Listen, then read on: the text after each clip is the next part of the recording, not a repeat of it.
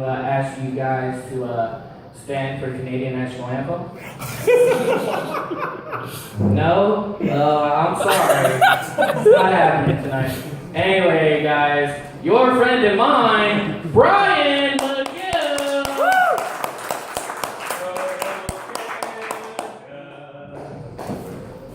As Danny might have alluded to, I am a Canadian.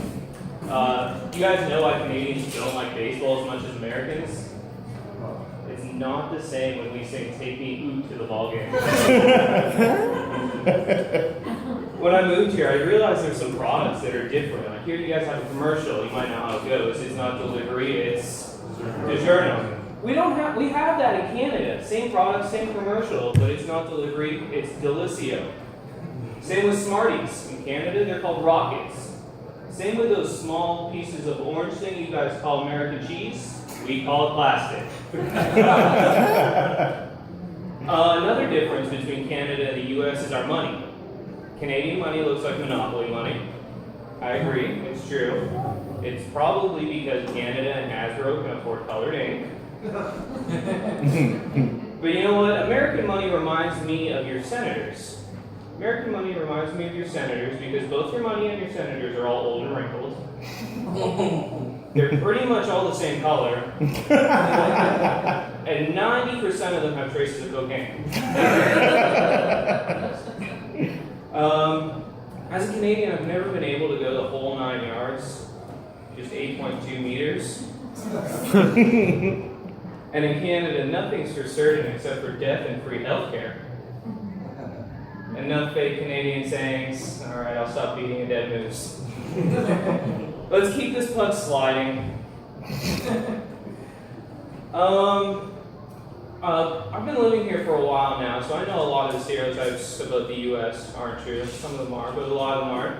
But when I moved here, the first week, I got really scared. I was only here a week, and this guy asked me the dumbest racist question I've ever heard. I was working at a pool, and one of my coworkers came up to me and he goes, "So I heard you're from Canada. Y'all have them black people there too?"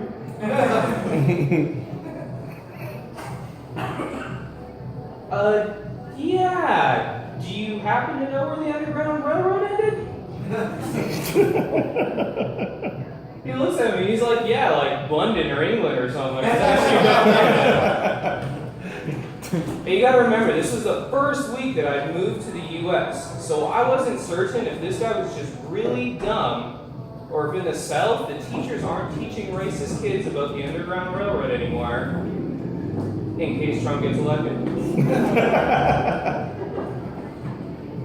Might be neat. Recently started working nights at Kroger. Up until then, I was a substitute teacher, but I got fired. Tell you about it? Okay. So as a substitute teacher, I'm in a class one day, and things are going good until this one kid comes up to me, mouth full of water, squirts the water onto my shoe, and goes, "Squirtle!" Then pulls a pocket full of grass out, throws it at me, and goes, "Bulbasaur!" I send him to the office. Not because he shouldn't be doing that, because if I don't get him out of there, I'm going to lose my shit. So I send him to the office, but the principal brings him back and goes, "We want to just, you can't send a kid to the office for expressing himself.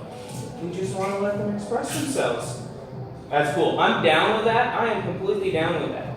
But if we're going to pretend this kid's a Pokemon, you cannot fire me when I throw a Pokeball at him.